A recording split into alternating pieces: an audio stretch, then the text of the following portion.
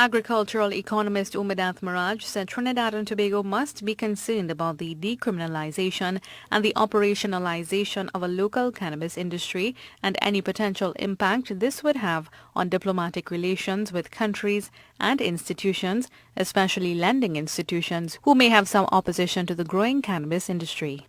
Now, locally, the trade of the product is still yet prohibited.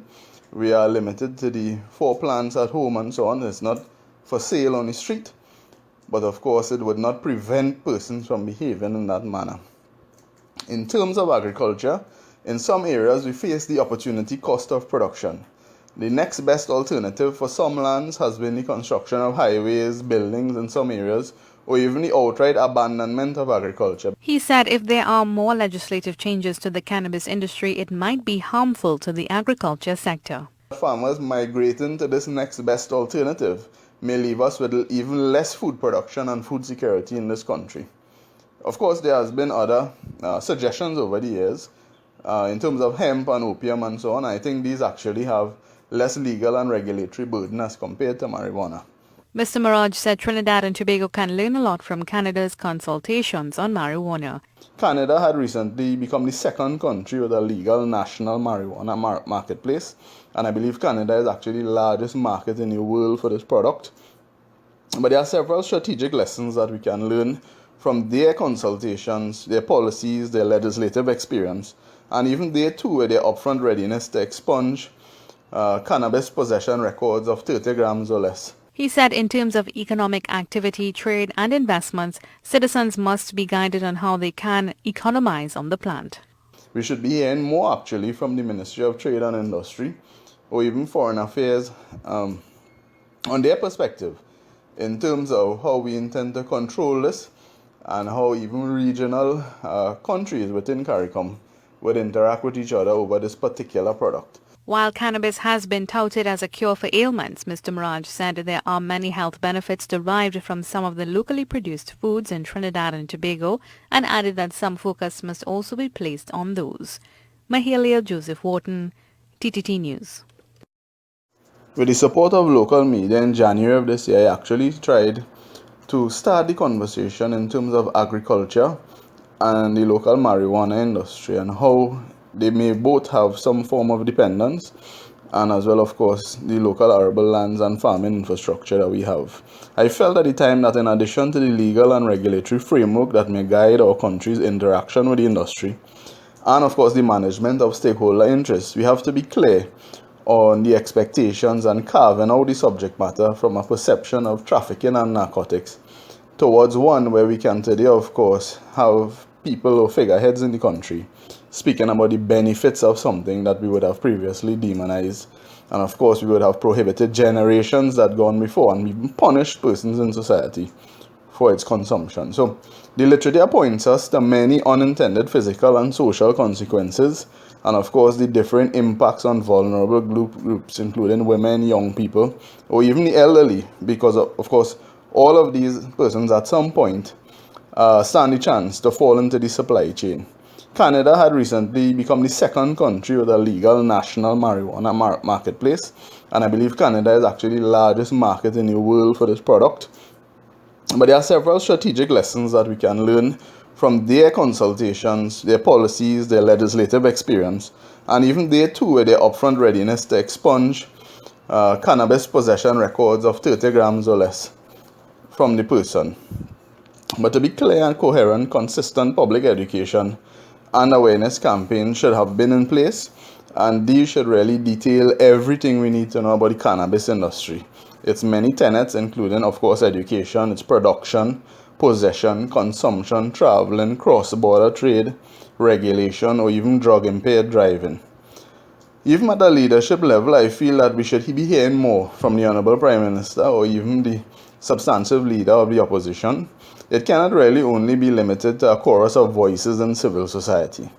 The historic nature of this particular industry, the perception of the marijuana trade globally, the multi-million-dollar values we've heard in local media of marijuana fields being destroyed and so on, speak to the scale of its production, which is of course hidden in plain sight, and the scale and scope of such an industry, because the arbitrary bystander which is the average person on the street, really needs to know what the decriminalization of marijuana would mean to them. So, in terms of the possible economic activity, trade, investments, and so on, we should be hearing more actually from the Ministry of Trade and Industry or even Foreign Affairs on their perspective in terms of how we intend to control this and how even regional countries within CARICOM would interact with each other over this particular product. So, unlike Canada, we remain a small island developing state, and we really need to be concerned about the decriminalization and the operationalization of a local cannabis industry and any potential impact on diplomatic relations with countries and even institutions, especially lending institutions, who may have some opposition to the operation of this industry. Now, locally, the trade of the product is still yet prohibited. We are limited to the 4 plants at home and so on. It's not for sale on the street, but of course, it would not prevent persons from behaving in that manner. In terms of agriculture, in some areas, we face the opportunity cost of production. The next best alternative for some lands has been the construction of highways, buildings in some areas, or even the outright abandonment of agriculture because of several issues, including financing, infrastructure, marketing, theft, labor. There needs to be some early parameters as to the scope and scale of production, whether controlled or allowed as an open crop if we decide to pursue it in terms of commercial agriculture. And this suggests that farmers migrating to this next best alternative may leave us with even less food production and food security in this country. Of course, there has been other suggestions over the years in terms of hemp and opium and so on. I think these actually have less legal and regulatory burden as compared to marijuana. In any case, I still believe that we should be encouraging people to simply grow more food in this country, tell them about the health benefits, the economics and employment opportunities associated with investing in local agricultural production. It is my view that we should have long had national conversations across this country, similar to those even held at UE and in Tobago and so on the issue of marijuana, but really focusing more on the future of our food, the industry itself, and our people. Why are we not even encouraging people to plant something as simple as a breadfruit tree? We need to really restore hope and provide, especially for the most vulnerable among us. The breadfruit tree is a whole global effort that provides a substantive food mass to the most vulnerable in society. There are many global projects that we are actually following their direction to do similar in Trinidad and Tobago. And it comes back to simple little anecdotes. If we bear our minds out to social media posts, even just a few months ago, that shame mothers and fathers for stealing small quantities of food. And more so, not to even resell, but to ensure that their children doesn't go hungry in this country. And of course, we would have heard stories of neighboring countries and even of our own people and their unease about food, especially in times of personal crisis. So, the important observation, if you could summarize that, is really that in times of disaster, particularly with the major flooding events in South Trinidad within the last few weeks, we actually depended on canned, processed, and packaged foods to give relief and so on. The Prime Minister committed $2 million initially, and a large part of that went towards food. But the point is, the majority of that type of food is imported. It's simply as that, so that it exposed our vulnerability, especially that of our food systems. And to me, it emphasizes the need for us to continue the struggle for food independence and food security in this country. So, while the value of the illicit drug market is extremely difficult to estimate, there have been few serious attempts which have been made over the years, and of course these have widely varying figures to speak about economics. A major report in my mind is the World Drug Report in 2018, and it pointed out that in many countries, or in many efforts where there is a recreational cannabis regulation that promotes it, it's very difficult to determine the impact in the short term. It's even more difficult to determine the effect of the crackdown on drug dealers. The vulnerabilities of particular groups, however, become clearer. Many countries still fail to provide adequate drug treatment and health services to reduce the harm caused by these drugs. Cannabis is a common drug of choice for young people, and therefore drug use and the associated harm, including the perception of low-risk exposure to physical and sexual abuse, the pricing and availability and so on are actually highest among that demographic. So all of these issues combined show that the breadth of national conversation is lacking in this country.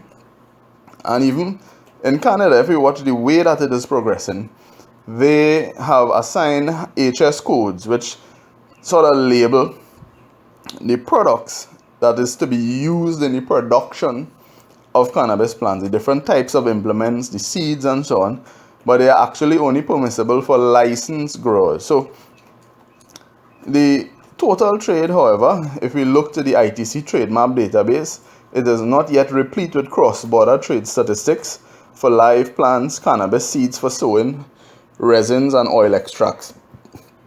Notably, however, world exports of medicaments consisting of mixed or unmixed products for therapeutic or prophylactic purposes was valued at US $256 billion in 2017, and actually in 2014 it was much higher at $273 billion US dollars. So to the extent that Trinidad and Tobago can move immediately to participate in such a large global market, keeping in mind that we are only still saying 4 plants at home and not a formal industry, I think it's a pipe dream. Right now, we have long had the local cliche of transforming our world-class hot peppers into pepper spray.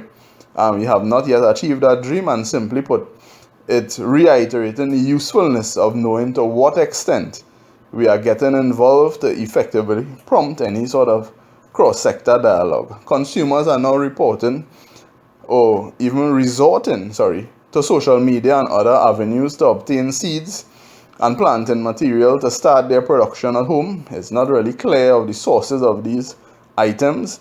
Official guidance from the government on this issue is still silent. Suppliers are yet unknown, and even the supply side for this particular effort is still a mystery, and of course it remains the subject of public ridicule at this time.